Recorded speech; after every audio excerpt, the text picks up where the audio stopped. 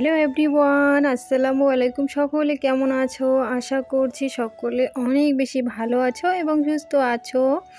তো আল্লাহর অশেষ রহমতে আমরাও অনেক বেশি ভালো আছি এবং সুস্থ আছি।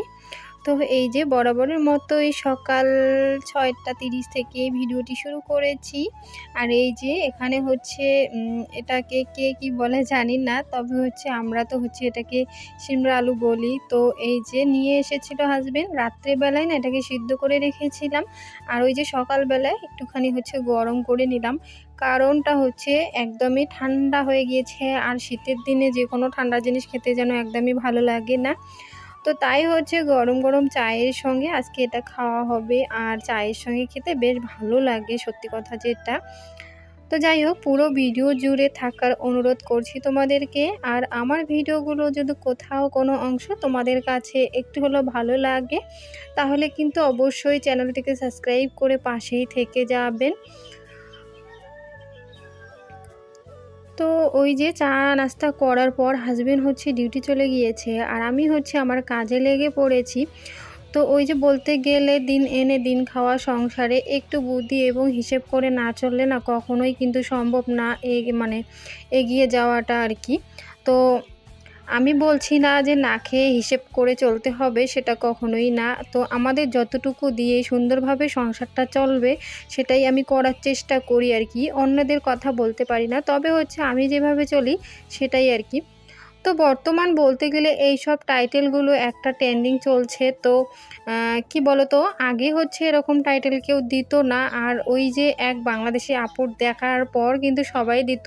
তো যাই হোক, যেহেতু সবাই দেয় তো আমিও যেভাবে চলি সেটাই আর কি তোমাদের সঙ্গে শেয়ার করি।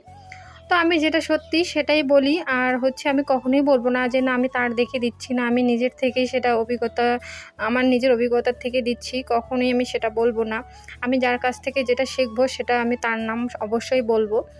তো যাই হোক, তো এই যে এখন কিন্তু দেখতেই পাচ্ছ সবজি বাজার হাজবেন্ড নিয়ে এসেছিল, তো সেগুলো একটুখানি গুছিয়ে নিচ্ছি।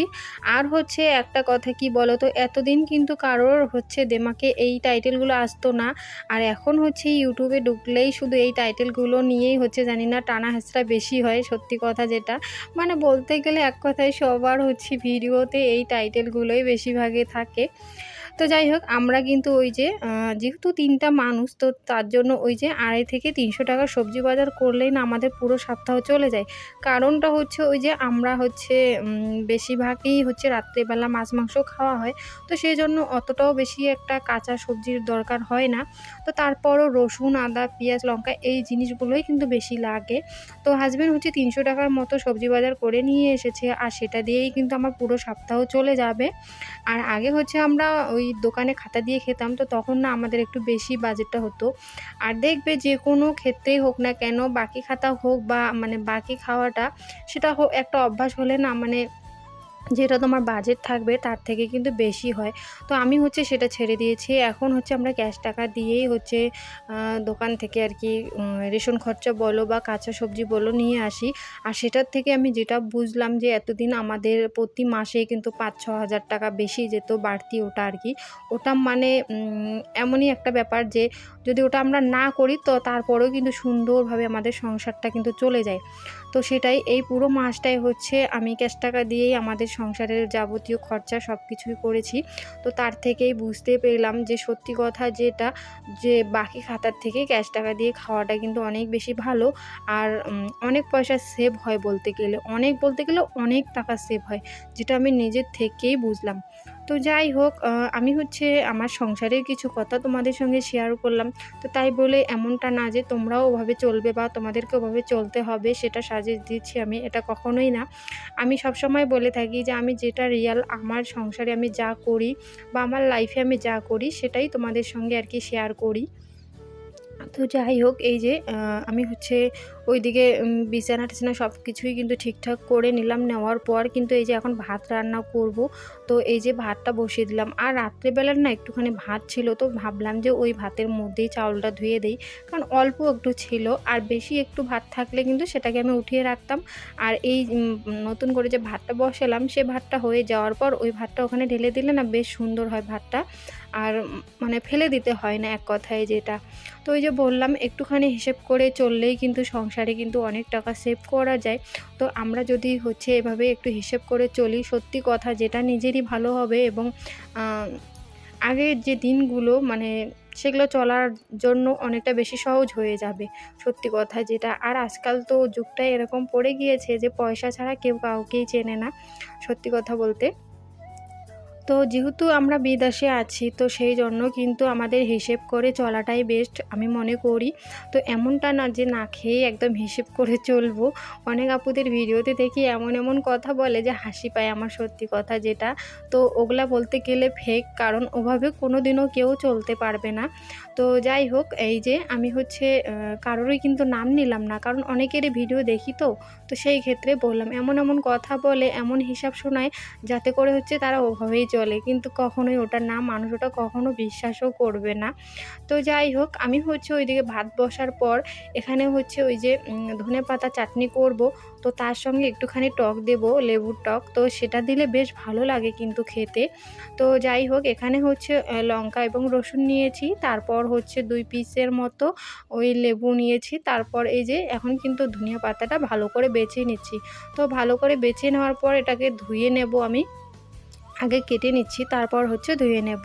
তো এভাবেই হচ্ছে ধনেপাতার চাটনি করলে বেশ ভালো লাগে। আর আমি হচ্ছে কখনো কখনো মানে সিদ্ধ করেও করি, হালকা সিদ্ধ, আর কখনো হচ্ছে এভাবেই করি।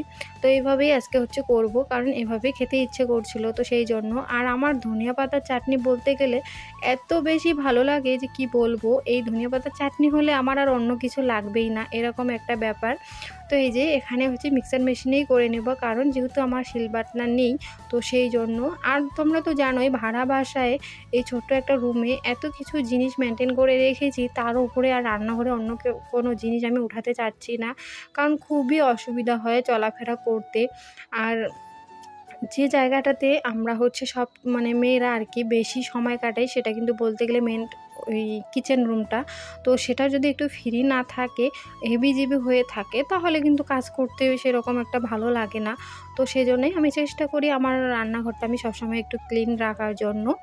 তো যাই হোক, এখানে হচ্ছে ধনিয়াপাতা চাটনিটাও কিন্তু হয়ে গিয়েছে, আর হচ্ছে এখন আমি বাটিতে করে ঢেলে নিচ্ছি। আর মিক্সার মেশিনের যে বাটিটা বার হয়েছে সেটা এখন আমি সাথে সাথেই কিন্তু ধুয়ে রেখে দেব। আর একা সংসারে যেহেতু সমস্ত কাজ একা হাতেই করতে হয়, তো সেই জন্য আমি যে কোনো কাজেই হোক না কেন সেটা আমি সাথে সাথে করতে বেশ ভালোবাসি এবং ভালো লাগে আমার। আর এখানে হচ্ছে দেখতে পাচ্ছ তোমরা আলু এবং হচ্ছে রান্না করছিলাম, কারণ হচ্ছে আগের দিন চিকেন রান্না করেছিলাম, তো একটুখানি ছিল, তো তাই হচ্ছে ওগুলা দিয়ে আলুটা দিয়ে রান্নাটা করে নেব। আর ওইদিকে তো ধনিয়া পাতা চাটনি করেছি। তো এভাবেই হচ্ছে আলু দিয়ে আমার চিকেন খেতে বেশ ভালো লাগে। তো তবে হচ্ছে হাজবেন্ড বেশি একটা পছন্দ করে না, সেজন্যই হচ্ছে করা হয় না।